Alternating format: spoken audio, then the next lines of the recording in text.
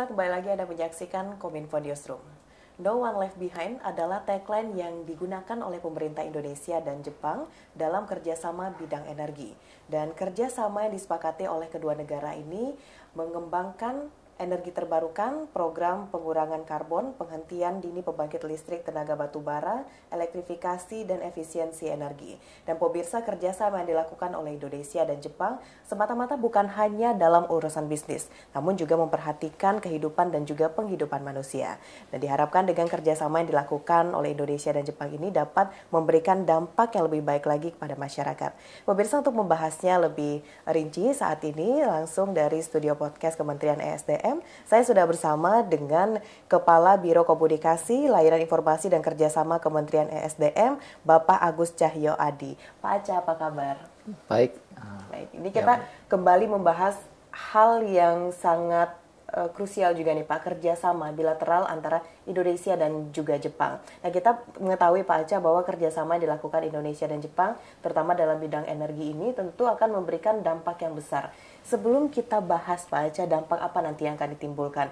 Peta jalan yang disiapkan oleh pemerintah Indonesia sebelum terjadinya kerjasama ini seperti apa Pak?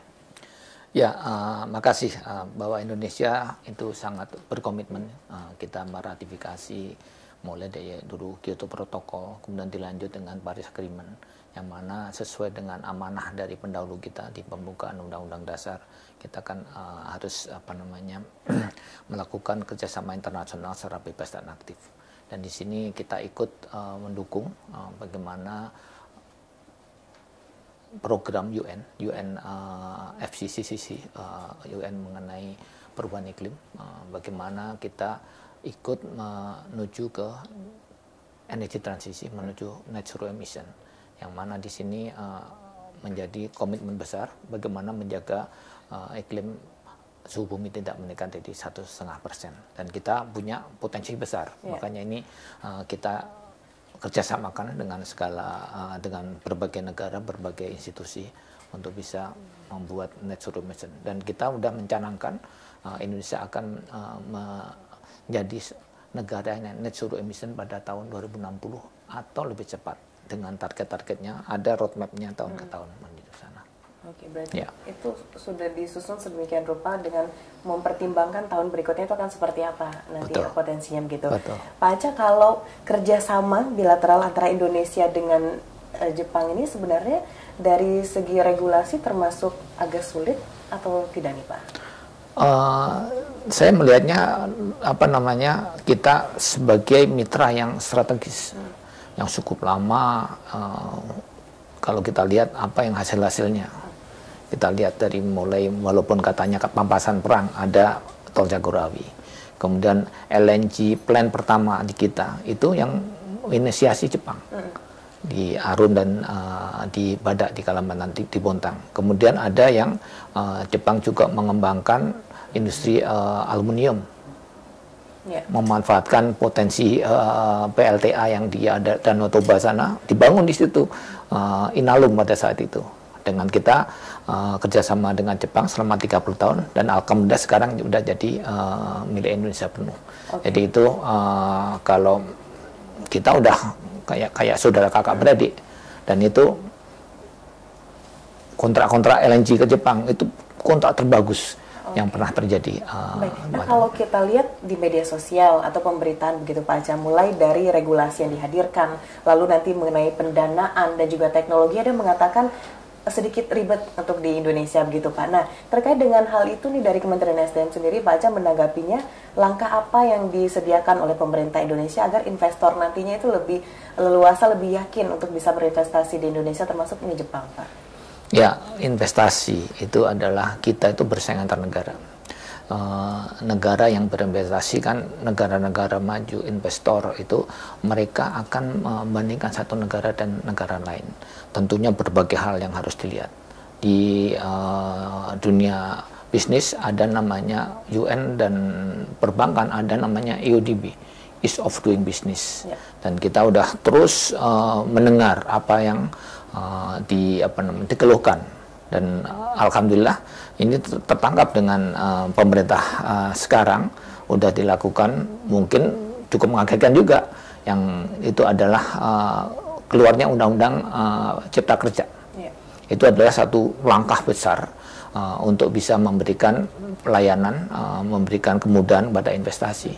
Soalnya investasi udah nggak punya kewarganegaraan. Mereka memilih di mana negara yang sangat ramah dengan investasi. Itu ada dimulai dengan kebijakan satu peta. Dulu kan ada yang ngomong tumpang tindih, yang satu untuk alokasi apa dengan ada perpres mengenai kebijakan satu peta. Kemudian satu data satu yang lain sudah ada perpres satu data.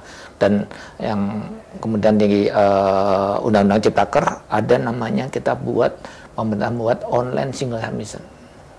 Semua disatukan. Kalau dulu setelah berjalan baik, nggak taunya izin lingkungan belum ada. Di OSS itu mulai ada namanya perizinan berbasis risiko. Semua badan usaha dari awal sudah mengajukan gimana sih mereka izin lokasi di depan, kemudian badan usahanya juga profil badan usaha dimasukkan di depan. Setelah itu clear, baru masuk mau milih usaha apa.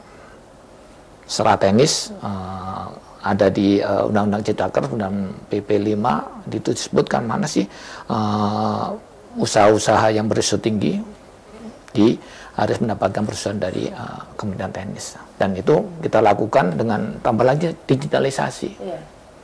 Jadi orang nggak perlu ribet pindah satu meja ke meja yang lain. Diawali dulu dengan pelayanan satu pintu di BKPM, terus lanjut dengan digitalisasi OSS. Jadi dokumen yang jalan, orang nggak perlu masukin di OSS, dokumennya yang jalan, tinggal mereka dapat alert di emailnya, ada kurang atau enggak, atau persetujuan atau tidak secara cepat. Jadi itu yang kita memberikan layanan yang lebih baik kepada investor. Berarti harusnya dengan ada regulasi yang sudah mempermudah tadi itu bisa lebih banyak investor yang datang untuk kerjasama bidang energi ini, Pak Aceh ya. Insya Allah ya. Masih berkaitan dengan itu, Pak, kalau kerjasama bilateral Indonesia dengan Jepang ini, apakah kita juga berfokus pada pengembangan kualitas SDM nanti dan juga energi ramah lingkungan, begitu Pak? Betul, bahwa kerjasama kan ada Indonesia-Jepang Forum besar. Kemudian di kita ada Indonesia-Jepang mengenai Energy Forum, yang mana di situ udah cukup lama, itu udah kita bahas, dan terakhir diperbarui di tahun 2022 ada member MOC ya, Memorandum of Cooperation tentang transisi energi. Dan ini bersama-sama dengan ASEAN, kemudian Jepang membantu kita dengan ASEAN, namanya ASEC, ASEAN Zero Emission Community. Jepang bersama-sama dengan investornya memberikan bantuan kepada negara ASEAN. Itu tidak semacam teknis saja, tapi termasuk bagaimana di penyiapan dokumen proyek biar bankable. Sehingga pada saatnya proyek bisa jalan, kemudian mencarikan sumber dana dari berbagai pihak. Kan kita kenal juga ada blended financing. Jadi ada pendanaan komersial ditambah pendanaan infrastruktur, ada pendanaan karbon. Jadi di situ kita dengan Jepang sudah duduk bareng dan juga melihat teknologi ke depan, new teknologi. Kita tahu renewable itu punya kekhasan. Mereka itu ada namanya variable renewable energy, karena dia nggak bisa siap pada saat terus menerus. Matahari ada siang aja, angin ya namanya angin, bahasa kita ada angin-anginan, kadang kenceng kadang rendah, itu ada variabelnya. Itu butuh teknologi untuk mengisi. Pada saat mereka nggak ada butuh storage. Storage itu bisa baterai, bisa ada pump storage, juga bisa pakai hidrogen, amonia. Itu sedang dikembangkan. Dan selanjutnya ada satu lagi, ada industri yang membutuhkan energi dengan intensitas tinggi, butuh suhu yang tinggi dan kapasitas besar. Itu kalau dengan renewable masih belum bisa ketemu bagaimana mengharmoniskan. Butuh ada satu dikembangkan bagaimana namanya CCS, carbon capture and storage. Bagaimana kalau masih menggunakan energi fosil, karbonnya ditangkap kemudian disimpan. Kita punya potensi yang besar. Di secara geologi kita punya depleted reservoir bekas oil and gas ya. Kemudian juga ada saline aquifer dengan apa namanya, kita diberkahi, ada beberapa tempat tuh ada yang rongga-rongga di dalam perut bumi yang bisa untuk nabung karbon. Kemudian tentunya tadi yang ditanyakan mengenai human capital, human resources. Semua program tadi ada capacity building-nya. Dan dulu Jepang kan ada Mombuso ya dulu ya. Mungkin teman-teman yang mendengar itu ada yang sudah mendapatkan beasiswa dari Mombuso, dari Kementerian Education-nya sana. Ini juga ada apa namanya, secara ada yang universitas level degree ya, ada yang vokasi, juga ada yang memberikan setiap tahun tuh ada yang ada dari GCCP, kemudian dari adalah apa namanya Jokmek dan lain-lain, memberikan kesempatan kepada pemerintah dan juga badan usaha untuk sharing experience ke Jepang. Sangat terbuka. Berarti benar-benar ini selain investasi, bisnis ini juga bisa mengembangkan kualitas SDM kita. Betul, ya. betul. Nah, pertanyaan saya selanjutnya sebenarnya sudah sedikit disinggung oleh Pak Acha tadi. Kan sekian banyak negara di Asia ini, Pak. Nah, kenapa Indonesia merasa bahwa Jepang ini adalah negara yang mampu untuk memenuhi investasi bidang energi di Indonesia nih, Pak?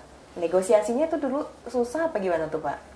Ya, tadi kita punya hubungan historical yang cukup bagus dengan Jepang.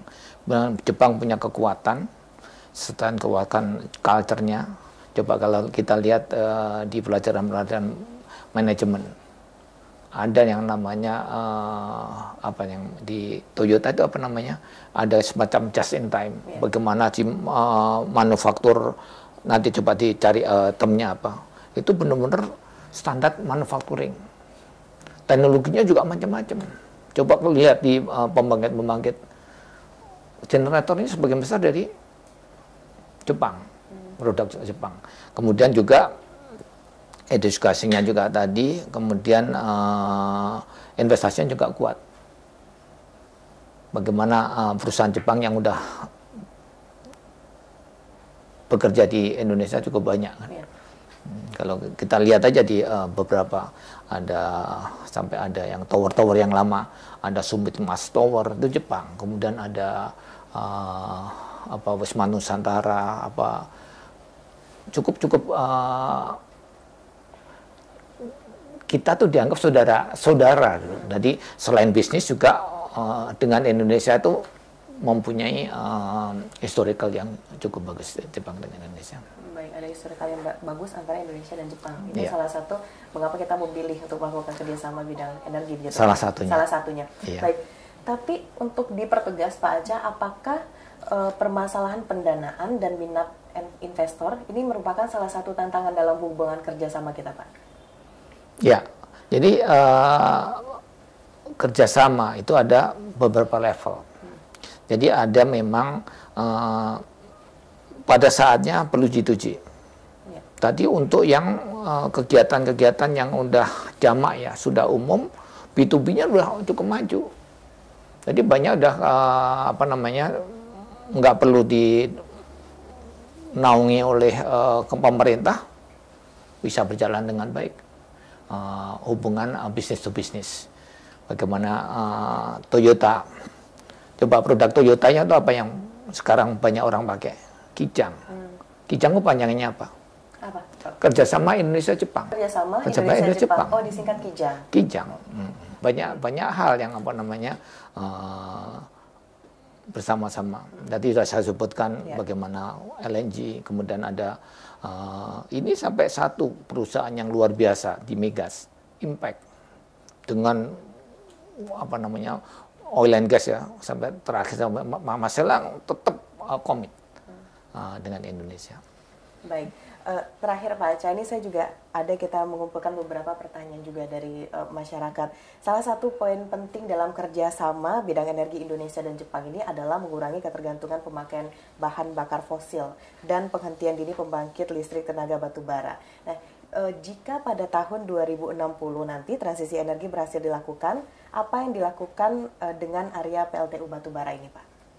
Ya, PLTU batubara ini nanti kalau area PLTU batubara ini bisa di-repurpose, digunakan untuk hal yang lain. Dan di kontrak-kontrak listrik itu ada BOT, Build Own and Transfer.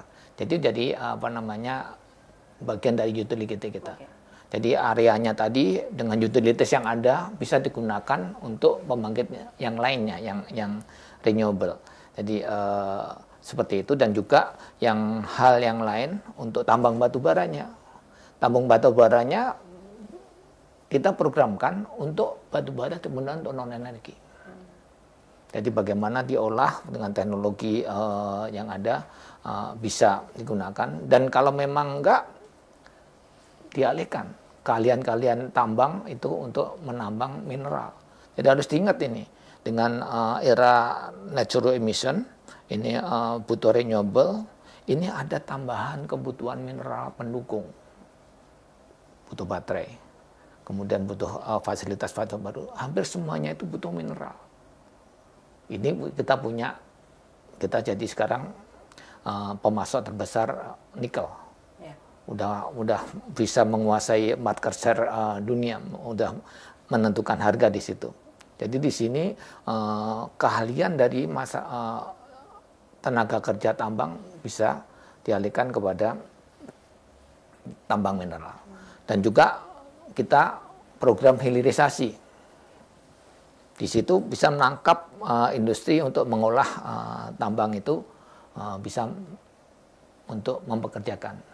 Jadi net zero emission, program-program energi transisi kita targetkan juga sebagai driver ekonomi. Seperti itu. Banyak sekali manfaat yang sudah di depan mata nanti Pak, yang banyak opportunity. Baik, iya. Kita mau dengarkan closing statement dari Pak Aca terkait dengan kerjasama bilateral Indonesia dan pemerintah Jepang. Mungkin bisa sedikit saja, Pak. Ya, makasih Mona. Jadi kerjasama yang sudah baik berjalan cukup panjang ini harus dipertahankan, dan namun tidak sekedar karena hubungan baik. Ini kerjasama yang saling menguntungkan. Dan ada slogan kita, slogan dunia. Ya. Jadi untuk bisa energi transisi ini harus dengan collaboration. Jadi nggak ada semuanya yang sendiri, itu nggak bisa. Tadi dari sisi resources, kita punya resources, kalau nggak ada demand-nya gimana? Kita membangkitkan listrik, nggak ada yang pakai listriknya, nggak ada yang beli, ya kita dagangan nggak laku, rugi. Jadi harus kolaborasi yang kuat, saling mendukung dari yang punya resources sumber daya, punya resources teknologi, resources pendanaan, kerja bareng, dan dengan namanya kerjasama harus dengan prinsip win-win. Kolaborasi, dan tidak dengan Jepang aja, regional. Satu lagi, no transition without transmission. Yeah. Jadi bagaimana kita nyambungkan sumber daya itu pada demand. Regional sangat punya peran yang sangat penting. Bagaimana negara di ASEAN yang paling maju punya willingness to pay yang tinggi. Singapura tapi nggak punya resources. Dia bisa menjadi anchor buyer dari renewable untuk bisa mendukung renewable-nya, bisa punya nilai jual yang lebih tinggi lagi. Jadi ini kerjasama yang baik harus diteruskan dengan prinsip kesamaan hak dan kewajiban dan kolaboratif. Baik. Ya. Kerjasama yang baik telah dilakukan oleh pemerintah Indonesia dan juga Jepang, lalu regulasi untuk mempermudah investor masuk. Dalam hal ini kerjasama bilateral bidang energi juga telah dilakukan oleh Indonesia. Kita berharap ke depannya banyak kerjasama bidang energi ini akan lebih menghasilkan lagi dan berdampak positif untuk masyarakat. Pak Aceh, terima kasih banyak sudah berdialog di Kominfo Newsroom. Dan pemirsa, itulah dialog singkat kita bersama dengan Kepala Biro Komunikasi, Layanan Informasi dan Kerjasama Kementerian ESDM, Bapak Agus Cahyono Adi. Usai jeda pariwara, kami akan kembali dengan informasi lainnya. Tetaplah bersama Kominfo Newsroom.